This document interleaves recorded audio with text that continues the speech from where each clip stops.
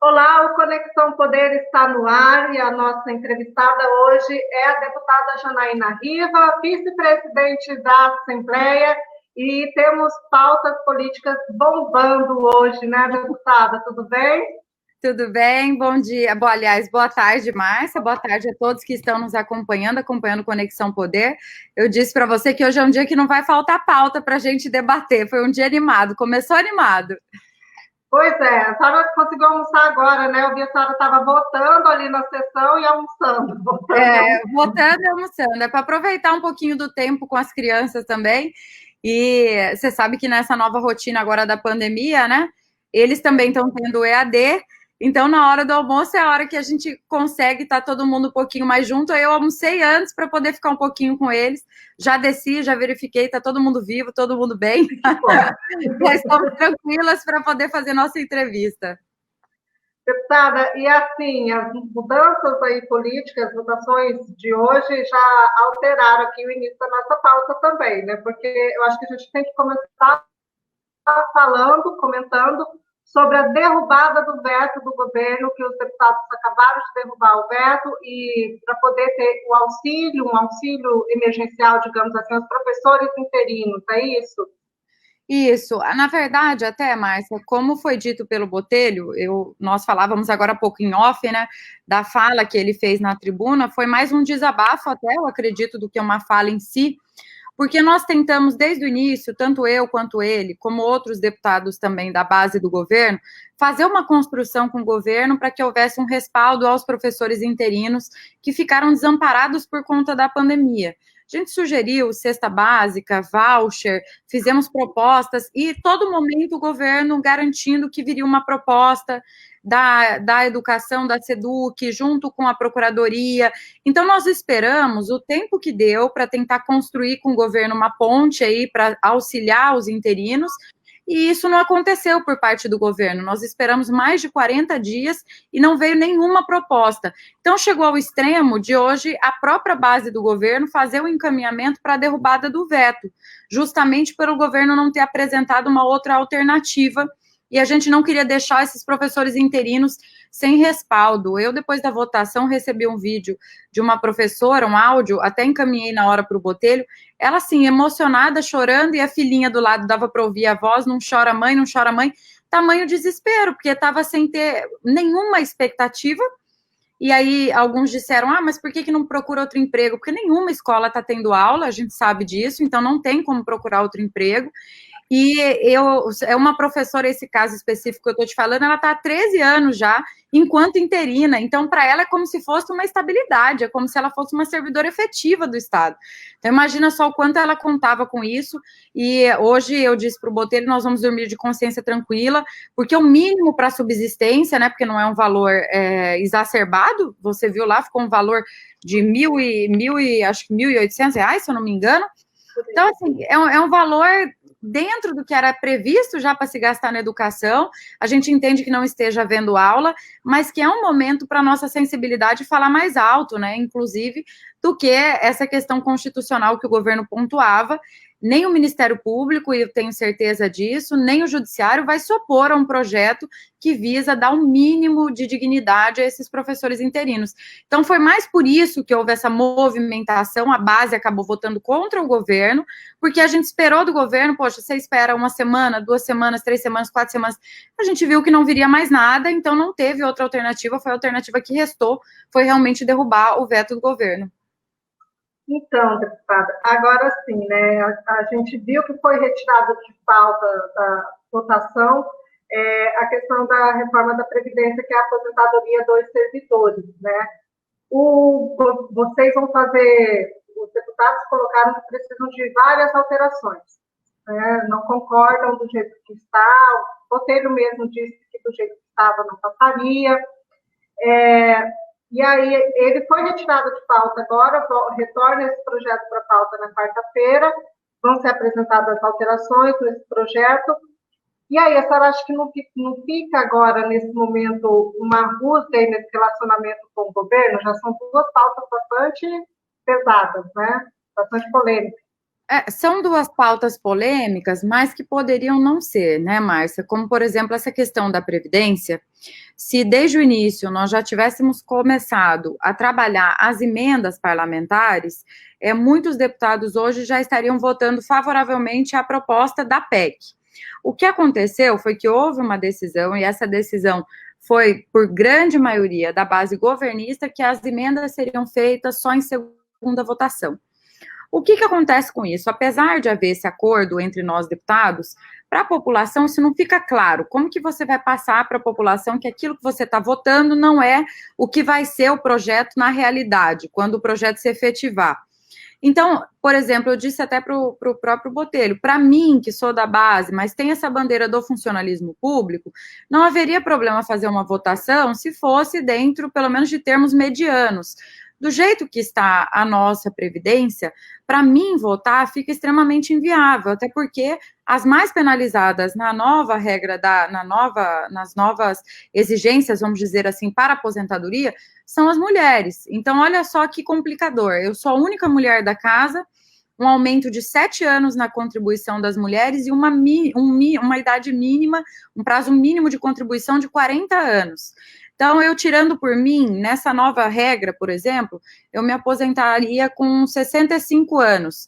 Só que o problema não somos nós, vamos dizer assim, que ainda não temos o direito adquirido, ainda jovens mulheres. Acho que o problema maior estão naquelas que já têm a expectativa, que tinham a expectativa de se aposentar ou com 55 anos, ou com os 35 anos de contribuição, os 30 anos de contribuição mínimos que eram para as mulheres, e agora isso crescer para 40 anos de contribuição e 62 anos de idade mínima.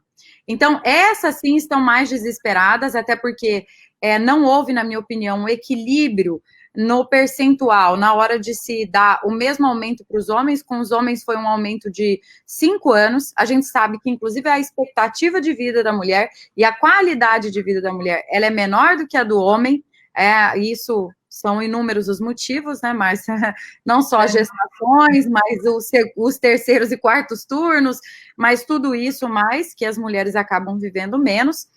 Então, para mim, é muito complicado votar desse jeito. Nós poderíamos ter negociado isso de uma forma democrática, ter reduzido esse impacto, por exemplo, para as mulheres, dentre outras questões, como a pensão pós-morte, e outras situações que nós já temos pontuado com o Botelho, já avançou na discussão, mas não está efetivamente no projeto.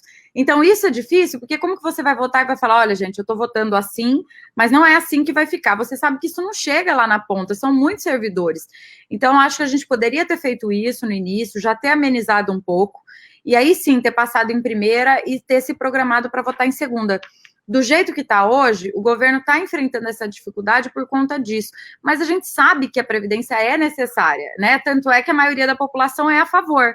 O que a gente quer tentar fazer é dar um impacto menor para o funcionalismo público mato-grossense diante do nosso cenário econômico, porque o nosso estado não pode ser tratado como o estado do Rio de Janeiro, como o estado do Rio Grande do Sul, que são estados que têm um comprometimento, né, econômico muito maior do que o nosso. Sim, a nossa arrecadação mesmo aqui não foi tão afetada quanto a arrecadação de outros estados mesmo com a pandemia, né? Para você ter uma ideia, a gente... Deputada, como é que deve ficar? Meta, o Estado vai fechar, eu aposto nisso, falei isso esses dias para os colegas, que a gente vai fechar sem ter queda na receita corrente líquida do Estado. Vamos ser um dos únicos do Brasil, até porque eu acredito que na hora de elaborar o orçamento, o Estado fez de forma até, vamos dizer assim, para ter segurança naquilo que poderia ser aplicado, fez um orçamento enxuto. Então, eu acho que nós vamos arrecadar dentro da expectativa da nossa lei orçamentária anual. Nós não vamos ter déficit, se Deus quiser, no fechamento do nosso orçamento nesse ano. E, deputada, pelo entendimento aí dos deputados, como é que deve ficar? Quais devem ser as mudanças aí, as alterações colocadas aí nessa reforma? Como que deve ficar? O que deve mudar? Então, eu acredito que vai mudar o pedágio, né? Ele deve ser alterado para se fazer a transição. Eu acredito que vai mudar a pensão pós-morte, que também acho que tem condições de ser modificado. Essa questão da idade é onde a gente está encontrando maior dificuldade de se mexer, né, nessa idade e tempo de contribuição. Mas, por exemplo, nós vamos conseguir abarcar os deficientes, portadores de necessidades especiais, que também foram, vamos dizer assim, deixados de lado no projeto original. E, então, já tem algumas questões, como eu te disse aqui, Márcia, que já estão consensuada entre os deputados. Quer dizer, isso nós podemos alterar, isso nós não podemos alterar, até porque a gente entende também que cada alteração representa um valor significativo do que deixa de ser arrecadado. E a gente não quer deixar o Estado numa situação difícil futura. Então, essas situações já estão em andamento, mas, em contrapartida, o governo também exige, e os deputados de base exigem, que os deputados votem a favor. Então, aí que está o dilema. Quer dizer, a gente tem que fazer uma negociação ciente que nós vamos ter que votar a favor para conseguir ter um número adequado de votos. Senão, não teria sentido também se alterar um projeto se for simplesmente para a gente votar contra. Como tem alguns colegas lá que votam contra, não importa a mudança que for feita no projeto. Eu já penso diferente. Eu acho que se for para ter ganho para os servidores públicos e criar-se um projeto que vai amenizar a situação da Previdência do Estado de Mato Grosso, eu acho que é possível sim votar a favor, mas tem que fazer essa costura, por isso que a gente não votou até agora. Então, hoje, por exemplo, quando eu entrei em contato com o presidente pedindo para que retirasse de pauta, foi para que nós tivéssemos mais 2 dias de negociação. Aí já soube que agora à tarde vai ter uma reunião, daqui a pouquinho, às 3 da tarde, vai ter uma reunião no Palácio, na Casa Civil, com os deputados. Amanhã também estão chegando alguns deputados do interior que vêm também para ajudar nessa interlocução. Então, quer dizer, a gente ainda trabalha com a expectativa de termos mais ganhos, né? Já existem algumas propostas, só que nenhuma delas está fechada justamente porque tem que haver também o compromisso do voto. Então, antes do governo fazer a proposta também, com certeza eles vão ouvir os deputados, porque se houver esse interesse, vamos dizer assim, da gente fazer um consenso dentro da casa, mesmo que existam esses que não votam de forma alguma, eu acho que é possível de ser feito sim. Então, a gente vai trabalhar para isso. E para que não seja segmentado, porque eu tenho essa preocupação, por exemplo, a gente não pode votar aqui agora um projeto e negociar exclusivamente com uma categoria de servidores para conquistar 1 ou 2 votos e deixar o restante todo numa forma muito desigual. Eu acho que é muito melhor a gente avançar de forma igualitária, né, com as categorias, do que privilegiar algumas. Então, a senhora está pegando esse gancho aí sobre deputados que não votam de forma alguma, não seria um entendimento, na sua avaliação aí, não seria um entendimento muito, digamos, político, não seria uma ação muito política ficar levando dessa forma, de não votar de forma alguma?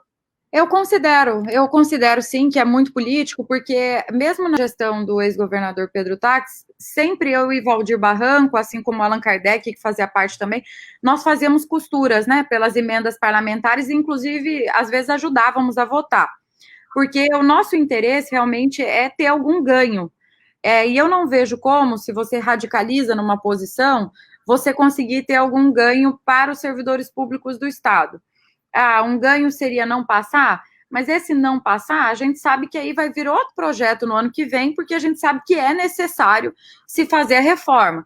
E isso vai ficar sempre rondando ali a nossa atuação parlamentar, porque uma hora ou outra nós vamos ter que fazer, senão não vai ter dinheiro para pagar também, começa a virar um problema ainda maior, atrasar salário e por aí vai. A maioria dos servidores tem esse entendimento também. Por isso que eu acho que realmente uma posição de radicalismo, de não aceito sem, mesmo que haja qualquer modificação, eu acho muito ruim para o parlamento. Então, eu sempre trabalhei assim e acho que dá para você ter ganho sem você radicalizar numa posição, como é esse caso, por exemplo, e como já foi no passado, nós já conseguimos RGA parcelado com o ex-governador Pedro Táxi, a gente já conseguiu colocar e fazer emendas, por exemplo, nessa questão dos professores agora com o Mauro, no retomada da greve dos professores da educação. Eu acho que sempre tem como você ganhar se você consegue fazer uma negociação, principalmente quando você entende, e eu penso assim, que não existe como você hoje ser um gestor público no Brasil, um executivo, sem que você entenda que a reforma da Previdência é necessária para o país, ela não é só para Mato Grosso, para todo o país. Quais são os reflexos hoje de não se aprovar uma reforma da Previdência? Mato Grosso passa a ter uma posição muito desfavorável no que tange a concessão de empréstimos, no que tange a recebimentos de recurso federal, porque isso, inclusive, é requisito, né, de alguns recursos federais, de alguns aportes do governo federal. Então, a gente tem que analisar tudo isso. Quer dizer, eu quero ajudar o servidor público, mas também tenho preocupação com a situação e equilíbrio econômico do meu estado. Então, se eu posso fazer os dois, como a gente está tentando fazer, eu espero que dê certo, não tem por que não fazer, e a gente vai tentar fazer isso, tanto eu quanto o deputado João José, como eu vejo outros deputados também estão dispostos, mesmo se posicionando hoje contra a Previdência como ela está, a fazer uma construção de uma Previdência que seja, como eu te disse, de menor impacto ao funcionalismo, e assim nós podemos, inclusive, votar a favor dessa construção, se houver também não seria nenhum ganho para o servidor, né? Porque não tem como ganhar com uma PEC da Previdência, mas seria pelo menos amenizar o impacto para o servidor. Sem jogar para a plateia, né? Esse jogar para a plateia, muita gente fala, mas na época do Pedro você sempre fazia isso e tudo. Na época do Pedro a gente sempre construía, sempre. Foi difícil, assim, por mais que o Pedro fosse realmente um executor, assim, um executivo, ele fosse uma pessoa dura, de difícil entendimento, assim, com relação à oposição, que ele tinha uma relação muito ruim com a oposição. Com os deputados da base, a gente sempre conseguia construir alguma coisa. Em alguns momentos, inclusive, a gente combinava que ia votar contra, mas a gente conseguiu uma emenda para não pedir uma vista, sabe? Você usa esses artifícios que as pessoas às vezes falam assim, isso é manobra e tudo. Isso tudo tem no nosso regimento, porque ele faz parte desse jogo político, né? Se você pode, por exemplo, abrir mão de uma vista para, em decorrência disso, você conseguir uma melhoria no impacto, eu não vejo porquê e qual é a maldade de se fazer isso. Então, a gente fazia muito isso no governo, porque o Valdir também tem muito esse perfil, que fazia parte da oposição comigo, e o Allan Kardec também. Hoje o Allan, inclusive, ele estava lá na Assembleia de manhã, que eu liguei cedo e ele estava lá, e ele falou para mim, estou tentando aqui fazer um acordo, vamos tentar avançar nessa questão da idade, porque é realmente do nosso perfil. Eu acho que a gente não faz tanto esse jogo do tudo ou nada, porque o nada, ele é muito impactante na vida aí de milhares de pessoas que nesse momento não estão aqui para se pronunciarem. Então, vamos supor, nessa questão da pensão pós-morte, hoje está 80%. Se a gente conseguir uma construção para chegar a 90% da integralidade da aposentadoria, já é um ganho de 10%. Então, eu não posso só pensar naquele servidor que fica me falando, vota contra, vota contra, vota contra. Eu tenho que pensar no servidor que, se ele for pedir a sua pensão pós-morte, depois a família for pedir, usufruir, como que a família, por exemplo, prefere 80% ou 90%? 90% é significativo, os 10%, né? Então, é isso que a gente pensa, por isso que a gente tenta construir aí, mesmo que alguns radicalizem, né? Deputada, eu quero entrar no assunto com a senhora, que eu ia até iniciar aqui essa live, essa entrevista por esse assunto, mas as pautas foram mais urgentes, as pautas de hoje, né? A senhora foi reconduzida agora recentemente ao cargo de vice-presidente, novamente, aí da Assembleia Legislativa, o que é um fato histórico, né, para a política de Mato Grosso. Mas antes de ser batido esse martelo aí na eleição da mesa diretora, a senhora estava buscando, o cargo que a senhora buscava era de primeira secretária, né? O que mudou no meio desse caminho? A senhora não teve dificuldade de articulação por estar em isolamento, ou a senhora achou melhor realmente não entrar agora na primeira secretaria? Como ficou esse entendimento e como que está esse relacionamento com os colegas? Na verdade, é claro que eu gostaria muito de ter sido primeira secretária, até porque é um cargo que nenhuma mulher havia passado até então. Então, eu pensava que, para mim, politicamente, seria um ganho maior eu sair, até porque hoje nós temos na Assembleia, vamos dizer assim, os 3 cargos mais importantes. Primeiro é o presidente, segundo o secretário, e terceiro é o primeiro vice, que é a posição que hoje eu ocupo e fui reeleita agora para ocupar nos próximos 2 anos. Mas eu queria ser secretária pela experiência de passar ali, que é um cargo de gestão, mas tinha também essa preocupação, porque eu sempre disse isso, cheguei a conversar com o Botelho sobre isso, se eu pudesse escolher, óbvio que eu queria ser presidente da Assembleia. A secretaria era porque eu vi que eu não conseguiria ser presidente, e eu já disse várias vezes sobre isso, essa possibilidade de reeleição, eu acho ela muito ruim, porque é muito difícil você tirar alguém que está num cargo de tanto poder quanto a presidência e também a secretaria. Porque são ali, nos dois cargos, tanto presidente e secretário, é onde você define espaços na Assembleia, você consegue construir apoio dos deputados, você cria uma base, vamos dizer assim, de apoio muito sólida. Então, é difícil você, podendo haver a reeleição, você conseguir fazer uma troca muito grande. Pode ver que, historicamente, é muito difícil os dois permanecerem fora da mesa, tanto o presidente quanto o secretário. É muito comum a gente ver alternar, ou sair só um quando precisa fazer uma composição maior, mas isso é raro. Para a gente tirar na eleição passada o Guilherme e colocar o Max, nós precisamos nos reunir não lembro se agora, mas eram cerca de 16 deputados para conseguir tirar o Guilherme, e eu tive que recuar para dar esse espaço para o Max, porque senão a gente não ia conseguir trocar nem o Guilherme, e ia ficar o Botelho presidente e o Guilherme secretário, ou o Guilherme presidente e o Botelho secretário. Então, é difícil você tirar quem está no poder.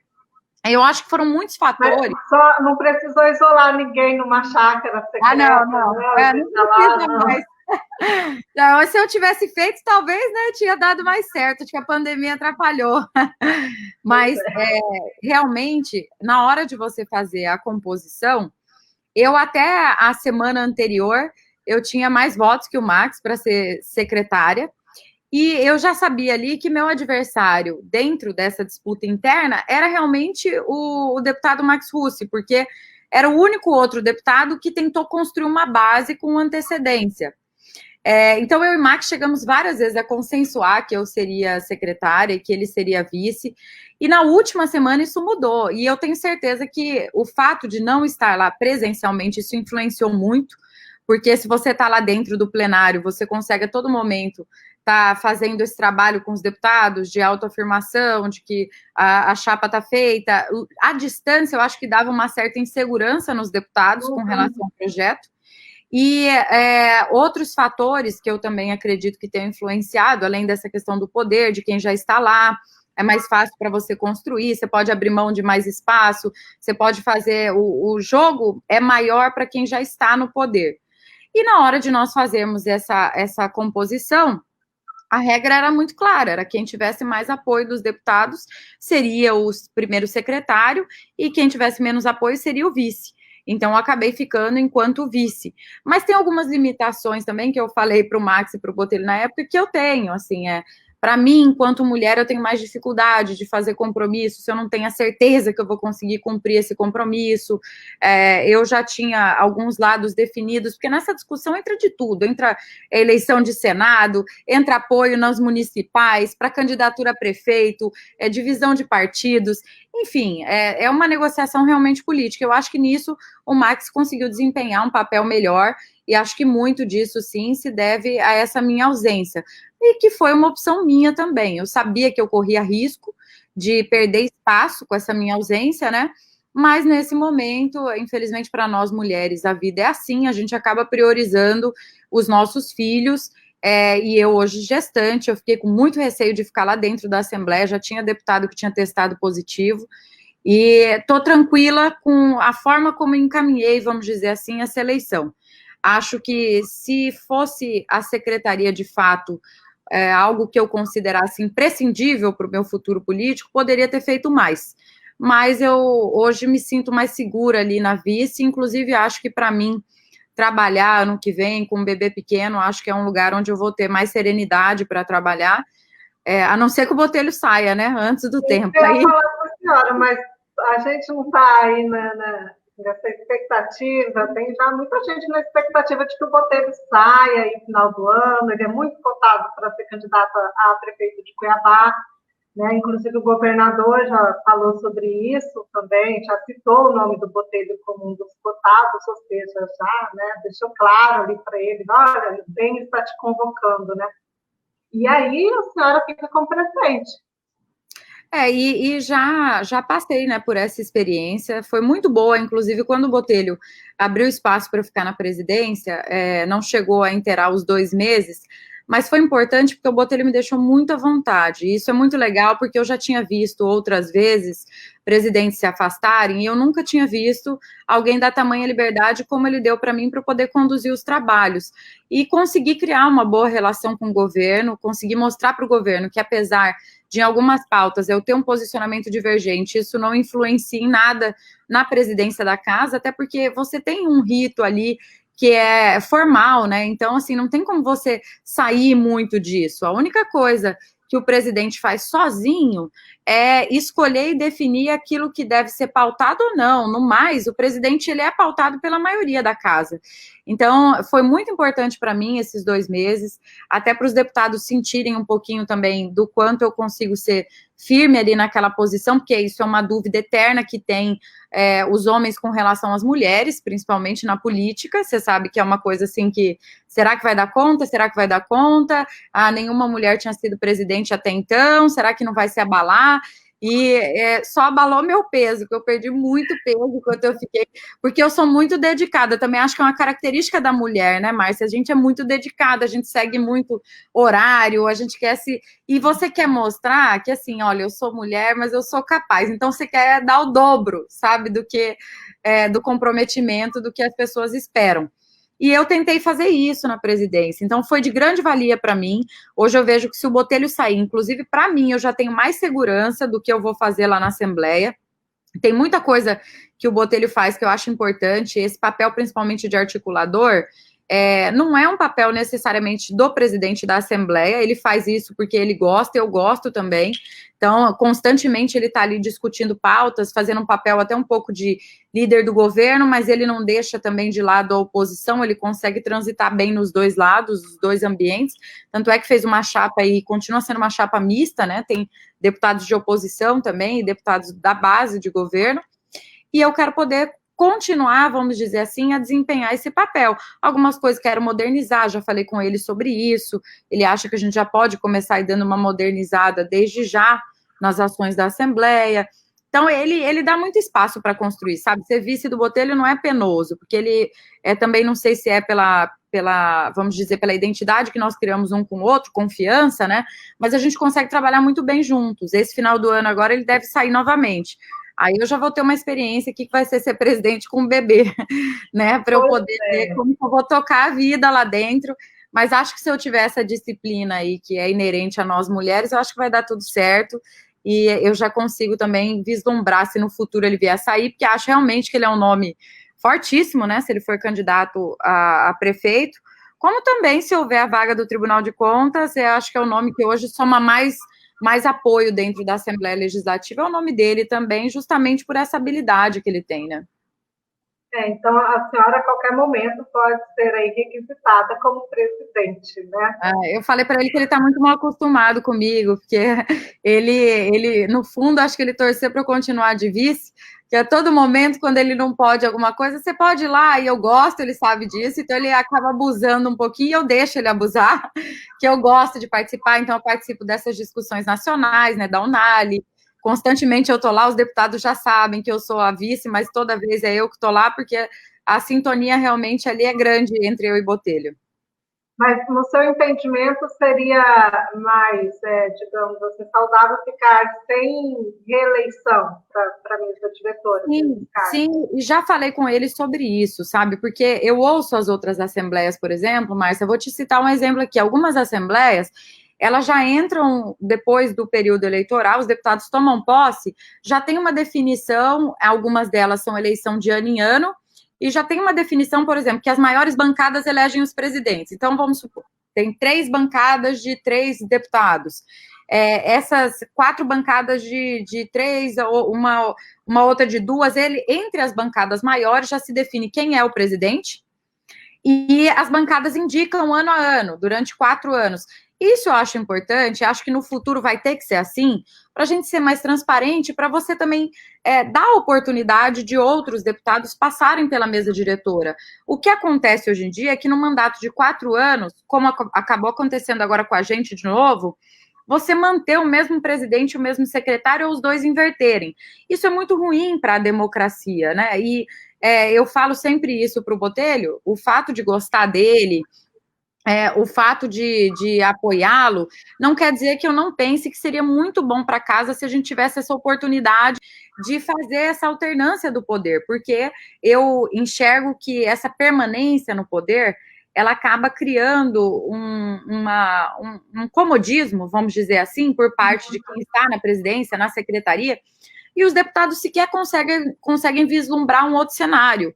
Então, eu acho que seria muito mais importante se a gente tivesse essa alternância com regras mais claras, que não dessem a oportunidade de nós revivermos os erros do passado, vamos dizer assim, que fosse por bancadas maiores. Algumas assembleias de cara já é o deputado mais votado, só que eu acho que isso não pode ser o nosso critério, mesmo eu tendo sido a mais votada na última eleição, porque os deputados também precisam participar, né, dessa decisão, e muitas vezes o mais votado não quer dizer que seja o maior líder, né? Não seja a pessoa mais preparado, né? Exatamente, que tenha mais preparado ou tenha mais habilidade. E isso a gente só consegue vislumbrar com o tempo, Márcia. Nesses últimos quase 2 anos, eu falei muito isso para os deputados. A gente teve 1 ano e meio de mandato, não chegou nem a 1 ano e meio ainda. Todo mundo já sabe hoje quem são aqueles que têm um perfil de liderança, que tem maior contato com os deputados. Então, só convivência, né, que dá isso para a gente. Só a convivência. Então, eu acho, sim, que a reeleição numa mesa diretora é muito ruim. Eu acho que deveria poder mudar, e toda vez que falem mudar, é uma luta, porque quem está na presidência nunca quer que mude, sabe? Então, por isso, eu até acho que deveria se fazer, e é um legado que eu quero deixar. Se um dia eu vir a assumir a presidência definitivamente, eu quero ser a presidente que aprovou a não reeleição de mandato, para as pessoas entenderem que isso é política de futuro. Você não pensar exclusivamente em você, mas você pensar no futuro, o que você espera. Quando eu sair da Assembleia, eu quero ter uma Assembleia que a presidência seja mais democrática, mais transparente, e para isso precisa alternância. E nessa questão de projeto político, a senhora não escondeu que tem um projeto, tem uma vontade de ser governadora. Mantém-se esse projeto? Mantém. Eu sempre falo que a pessoa que não sonha, que não tem um projeto maior, ela não serve para continuar na vida pública, porque você acaba se acomodando e você vira um deputado de carreira, um político de carreira que não tem propósito de crescimento. Assim como qualquer outro trabalho, assim como todo mundo que inicia, vamos dizer, em qualquer que seja o meio, né? Eu tenho certeza que você também, enquanto jornalista, tem outras pretensões futuras maiores, né? Seja de ir para uma rede maior, seja talvez de ser dona de um próprio site. Para o político não pode ser diferente. A gente tem que ter uma expectativa de futuro, de crescimento.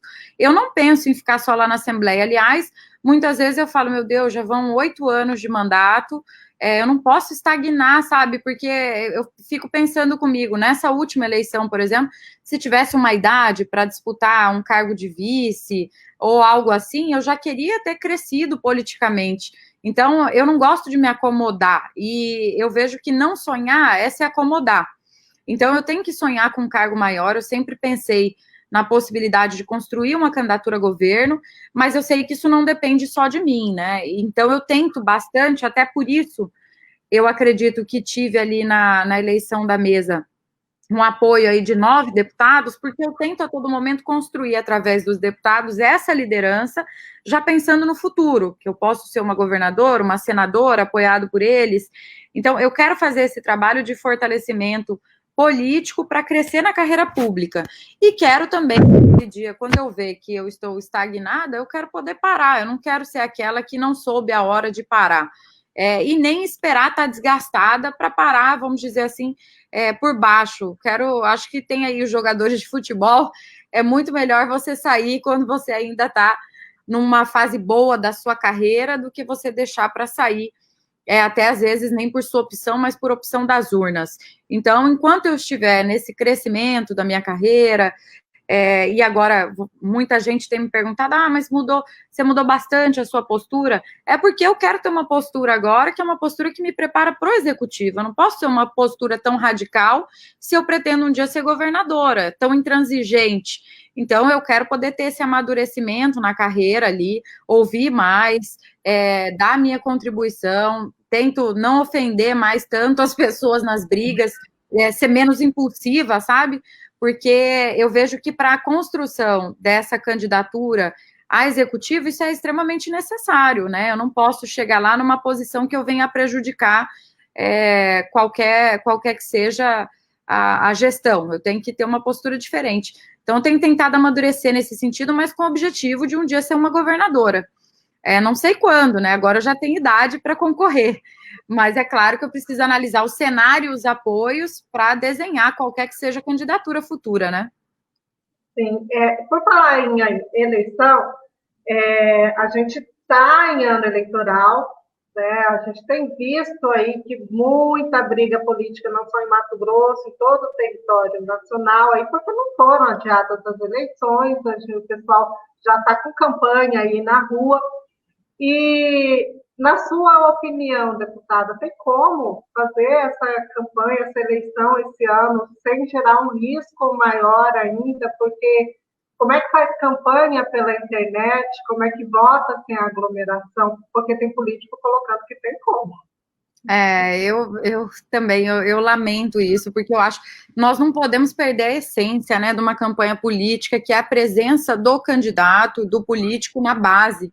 E eu fico preocupada com as pessoas que pensam assim, porque a internet nem sempre ela reflete a realidade, né? Esse contato, esse tete-a-tete, ele humaniza muito o político e é a oportunidade que as pessoas têm de exigir, de cobrar, e você sai um pouquinho dos personagens que muitas vezes são criados pelas redes sociais. Eu não entendo como tem alguém que vota exclusivamente pelo que a pessoa diz ou pelo que ela posta nas redes sociais, porque eu acho que tem que ser um conjunto. As redes sociais chegaram para somar, mas isso não inibe de que o político tem que ir para a Câmara de Vereador, tem que ir no município, tem que participar da reunião, tem que colocar a posição dele. Então, eu acho muito ruim que o TSE tenha essa visão de que é possível se fazer uma campanha sem a presença do candidato, sem a presença física do político. Então, eu não vejo como se realizar uma eleição ainda esse ano com tanta segurança. Uma eleição já é extremamente cara, né? Custa 4 bilhões de reais uma eleição, fora o fundo eleitoral, que são mais 2 bilhões de reais. Então, isso, os gastos de uma campanha, eles ultrapassam 6 bilhões de reais. E aí você analisa que você precisa dar álcool gel, máscara gratuitamente para a população, e ainda assim você vai expor a sua população a risco, porque não tem como uma urna eleitoral que votam aí 400, 500 pessoas, a todo momento você fazer a desinfecção dela e achar que não tem risco nenhum da pessoa ficar numa fila para votar. Que sejam em 2 dias a eleição, faz aglomeração. Então, eu acho muito ruim e acho que o nosso cenário é um cenário completamente diferente de outros estados. Eu ouvi o presidente do TSE falar, por exemplo, em fazer convenção online. Me explique bem como funciona uma convenção online, onde você tem que colocar ali 200, 300 pessoas para participar. Como que essas pessoas vão fazer para falar?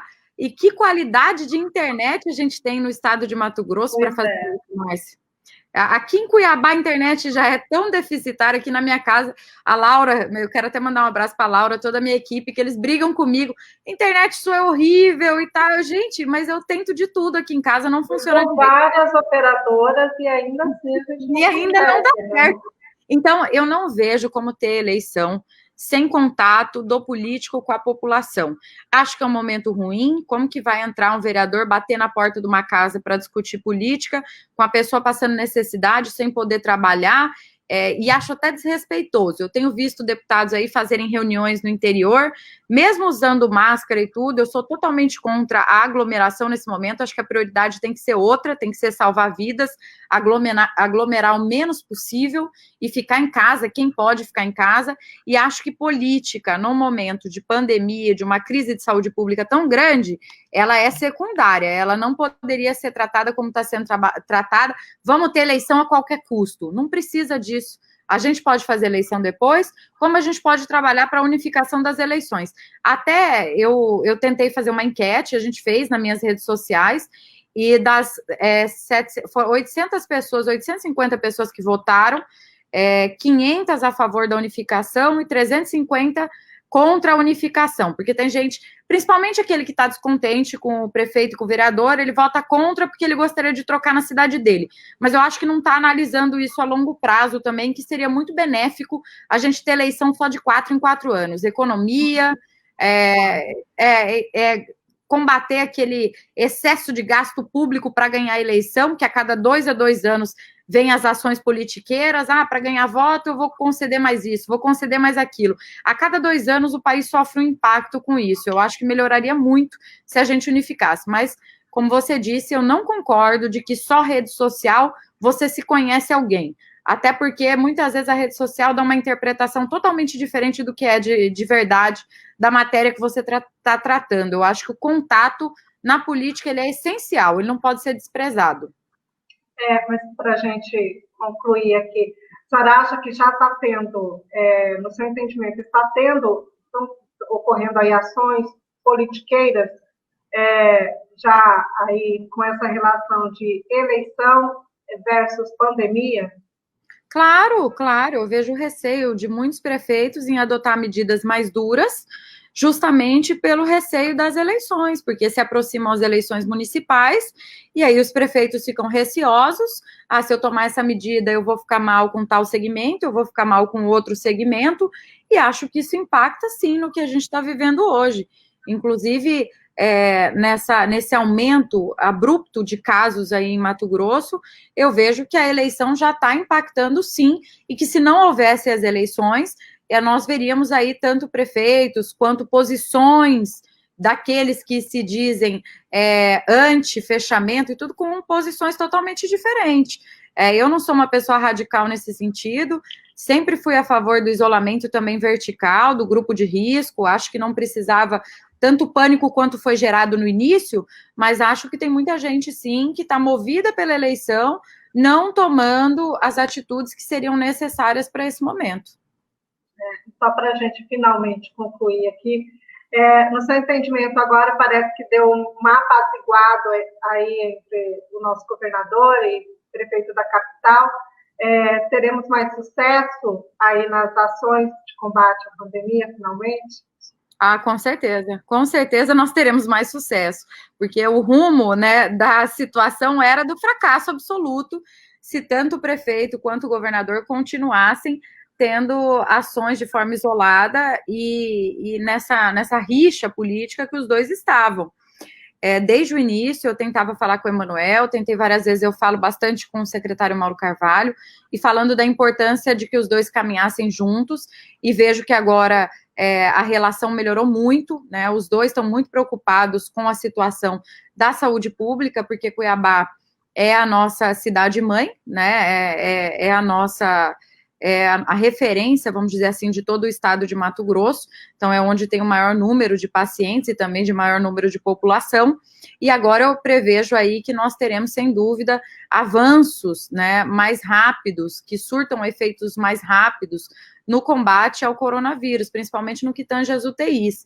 Então, essa situação estava um pouco já insustentável, todo mundo acho que tentou construir essa relação, e agora parece que ela está tomando um caminho mais adequado, né, e mais justo com a população, porque as pessoas já estavam também sem paciência para aquele tipo de discussão tão pequena, enquanto tinha gente morrendo aí, não tinha perspectiva nenhuma de crescimento das nossas unidades de saúde pública. Acho que agora a relação já está bem melhor, já fiquei sabendo pelos bastidores que os dois estão se falando todos os dias, isso é muito bom, né? E acho que a população só tem a ganhar com isso.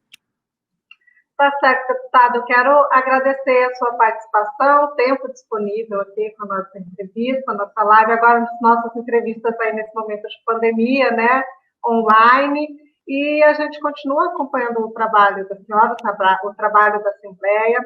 Quero deixar o espaço aberto para suas considerações finais. Márcia, quero agradecer a você, quero agradecer a todos os telespectadores do Conexão, poder mandar um abraço para o André, que deve estar nos assistindo, para a Maiara, toda a família. e dizer a você que é muito importante que a gente mantenha esse contato. Eu acho que, como a gente dizia agora há pouco, essa modernização tecnológica, ela vem para ficar, sabe? Ela facilita muito a nossa vida, que eu estou aqui da minha casa, você está aí dentro do estúdio, poderia também estar na sua casa, e a gente está fazendo essa entrevista, mas ela não pode suprimir a necessidade que a gente tem de também estar junto, de ter uma relação mais afetiva. As pessoas devem estar sentindo muita falta disso. Você vê a depressão, é o mal do século, e a gente tem que fazer de tudo para manter a mente sã. Nesse momento, a gente manter a nossa estabilidade. Hoje eu fiquei muito feliz com a votação da derrubada do veto dos projetos dos interinos, recebi tanta mensagem de pessoas chorando, assim, que estavam passando necessidade, a gente está dando uma luz para eles no final do túnel, a gente não pode perder as esperanças que as coisas vão melhorar. Mato Grosso já melhorou muito, tá? Em termos de infraestrutura, em termos de saúde, de educação pública, segurança, e acho que o governo está indo no caminho certo, e a gente tem tentado na Assembleia contribuir o máximo possível. Então, estamos sempre à disposição de vocês. Deixo um abraço aí carinhoso a você, a toda a equipe e a todos que estão nos assistindo. Tá certo, obrigada, deputada. Estou sozinha aqui na redação, no estúdio do Repórter MP, toda a equipe está em home office, sobrou eu aqui e Maiara para ver se eu estou fazendo tudo certo. Maiara para cuidar. Obrigada e aí um bom parto da senhora, bom trabalho na Assembleia. Obrigada, um abração para vocês. Tchau, tchau. Até mais, tchau.